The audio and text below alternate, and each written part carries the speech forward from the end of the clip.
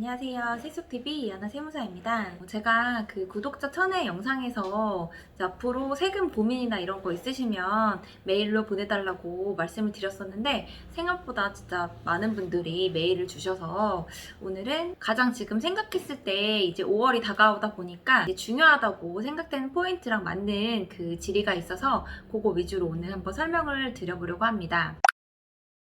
의뢰를 주신 분은 회사를 운영하시는 분이긴 한데 프리랜서를 많이 고용을 하시나 봐요. 그래서 프리랜서가 3.3%를 이제 환급받는 뭐 절차라던가 환급받을 수 있는 방법 이런 부분들에 대해서 문의를 주셨더라고요. 5월달이 되면 굉장히 중요한 이슈로 떠오르는 세금 중에 하나가 이제 3.3% 프리랜서들이 세금 신고를 해야 되는 그 부분인데요. 그러면 세법에서 보는 프리랜서의 개념을 좀 소개를 하고, 그리고 회사가 할 일, 프리랜서 소득자가 할 일, 그리고 뭐 환급받을 수 있는 어떤 꿀팁 위주로 정리해 보도록 하겠습니다. 프리랜서라는 개념은 한 직장에서 소속돼서 일하는 게 아니신 분들을 의미하는데요. 세법에서도 계속적, 반복적 용역을 제공하지만 4대 보험이 가입되지 않은 분들을 의미해요. 그래서 예전 영상에서도 제가 이제 뭐 직원, 그리고 프리랜서, 일용직 노동자 이렇게 고용하시는 이제 알바 분들까지 해서 굉장히 인건비 신고 강조했던 영상들이 있었는데요.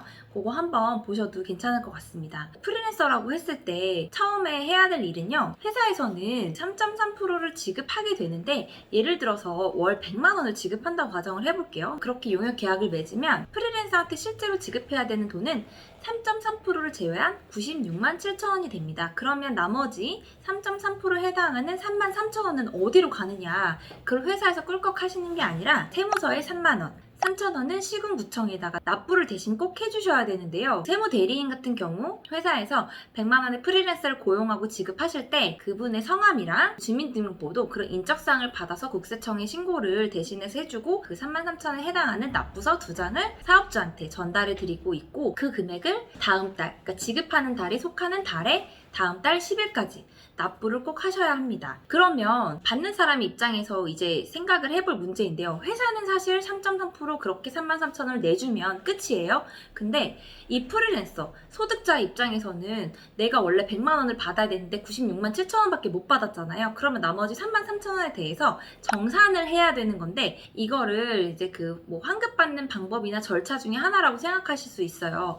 그렇다면 우리가 예를 들어 한 달에 100만 원씩 1년을 일했어요. 그래서 같은 회사 일한 게 이제 1,200만 원이다 하면 그 금액에 대한 3.3%는 이미 내가 세무서나 구청에 다 납부를 해놨겠죠. 그래서 그 부분에 대해서 5월 달에 종합소득세 신고를 통해서 정산하는 과정을 이제 환급받을 수 있는 어떤 절차라고 보시면 될 것 같습니다. 요새는 이제 카톡으로 국세청에서도 연락이 오는데, 종이로 된 안내문이라던가 카톡 메시지로 종합소득세 신고를 해라, 이런 안내문이 올 거고요. 그 안내문을 보고 내가 스스로 정산하는 제도를 통해서 환급을 받던지 아니면 토해내든지 이런 부분을 하시게 되는데, 여기서 이제 근로소득자 분들은 연말정산을 하시잖아요. 같은 개념이에요. 다만 근로소득자는 회사에서 똑같이 일정 부분의 급여에서 세금을 떼고 정산을 하되, 모든 의무를 이제 회사에다가 제출했을 때 다 해주는 거고, 프리랜서 같은 경우 말 그대로 회사에 소속된 게 아니기 때문에 개인이 직접 해야 된다,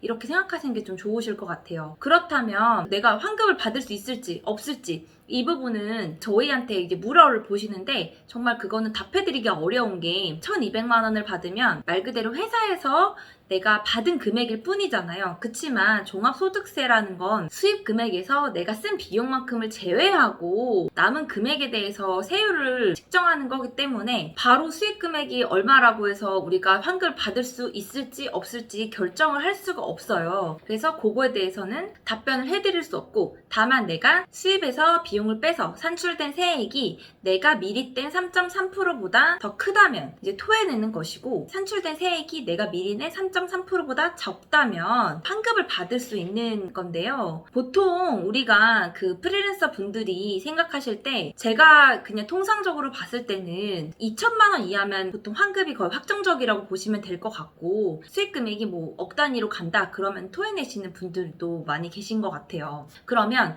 이제 최대 환급세액이 얼마냐, 요새 굉장히 그 부분에 대한 이슈가 많이 떠오르고 있는데, 최대 세액을 말씀을 드려보자면, 내가 예를 들어 종합소득세 안내문상에서 수익 금액을 보니까 1억이 나왔어요. 그럼 1억에 대해서 최대 환급 가능세액을 측정할 수는 있거든요. 최대 환급 가능세액은 330만 원이라고 보시면 됩니다.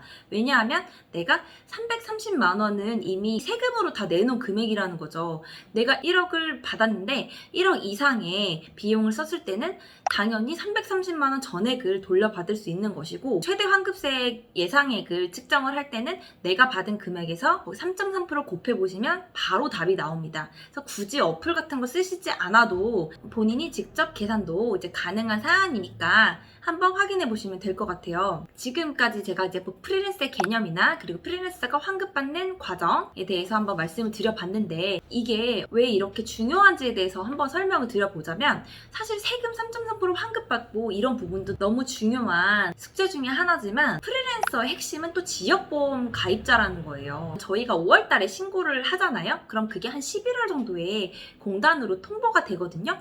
그러면 그 공단에서 내 수익 금액에 따라서 건강보험 재측정해서 건강보험료도 폭탄이 나오시는 분들이 있거든요. 그러니까 만약에 세금 신고 하나 안 하면 내 세금에 대한 환급은 물론이거니와 지역보험료까지도 폭탄이 나올 수 있다. 그래서 연관된 개념이다. 이렇게 생각해서 굉장히 중요하다라고 말씀드릴 수 있을 것 같습니다. 그래서 프리랜서 분들은 반드시 5월 달에 놓치지 말고 신고를 하셔야 되고, 환급을 받으시는 분이건 토해내시는 분이건 각자 이제 입증 내역을 가지고 신고하시는 것이 매우 중요합니다.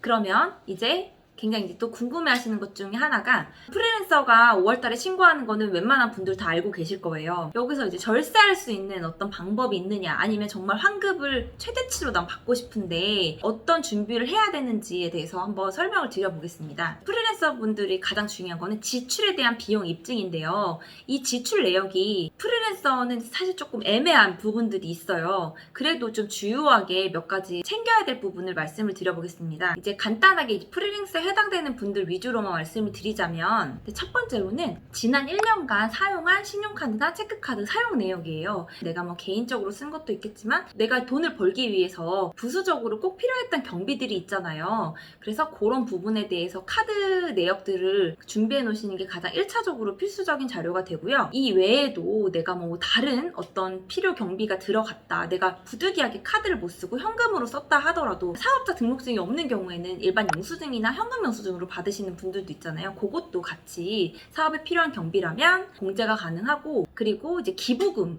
있고요. 이제 차가 있어야 또 프리랜서 활동을 할 수 있잖아요. 그래서 이제 차에 대한 어떤 보험료, 그리고 이제 차 구입 비용에 대한 내역이 있으면 좀 크게 공제가 가능하니까 이런 부분들을 좀 챙기셔서 하시면 될 것 같고요. 중요한 건 또 이제 기본 공제 대상자가 이제 많은 경우에는 이제 그 부분에 대해서 공제액이 굉장히 큰 편이에요. 1인당 150만 원까지 되기 때문에 내가 뭐 부양가족이 많다거나 이제 그런 분들은 반드시 챙겨서 입력을 하셔야지만 환급액을 최대치로 받으실 수 있습니다. 그리고 추가적으로 프리랜서들이 좀 챙기실 수 있는 것 중에 지금 팁 드릴 수 있는 게 하나가, 내가 개인적으로 되게 광고를 할 수도 있잖아요. 직접 광고를 하시는 경우에는 이제 판매 촉진비라던가 광고 선전비도 비용 처리가 가능하니까 이 부분까지도 챙기셔서 비용에 반영하시면 아마 환급액이 좀 더 커지실 수 있습니다. 그리고 또 뭐 택시나 승차권 뭐 이런 거에 대한 여비 교통비도 가능하고요. 미팅도 좀 많으실 수 있잖아요. 그래서 미팅을 위한 식대는 이제 접대비로 보통 처리를 하게 되는데,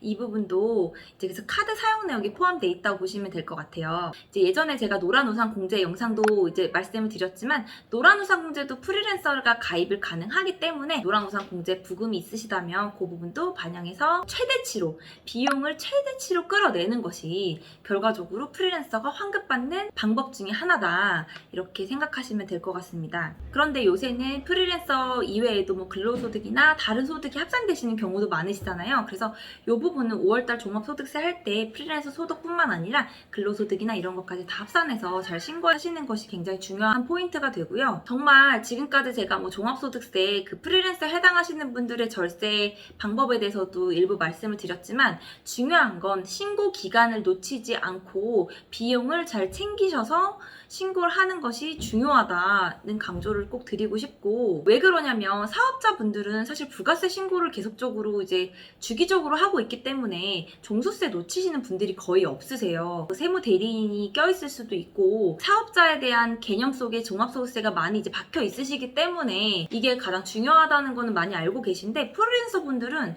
정말 내가 벌어들인 거에 대해서 만렙은 받았어도 정말 그냥 도시가스 고지서처럼, 아니면 과태료 고지서도 바로바로 안 내시는 분들도 많으시잖아요. 그것처럼 그냥 무심결에 넘기면 안 된다. 그 부분을 되게 주의하시고, 그러다 보니까 지금 뭐 못 받은 세금 돌려받을 수 있다는 약간 광고도 되게 많아지는 것 같아요. 그치만 예전에도 제가 세금 신고 돌려받을 수 있다고 말씀을 드렸지만, 이런 부분들은 이제 개인적으로도 분명히 확인이 가능하시다는 점 체크를 하시고, 혼자서 신고가 어려우시다면 그 플랫폼보다는 이제 세무 전문가를 찾아가셔서 실질적인 도움을 받고 내가 받을 수 있는 금액을 정확히 확인하시는 것이 중요하다고 생각이 듭니다. 오늘 이제 첫 번째로 프리랜서 환급받는 절차나 그 방법 이렇게 한번 설명을 드려봤는데요. 다른 고민을 가지신 분들이 있으시면 또 다음 영상에서 찾아뵙도록 하겠습니다. 오늘 영상은 여기까지 하겠습니다. 감사합니다.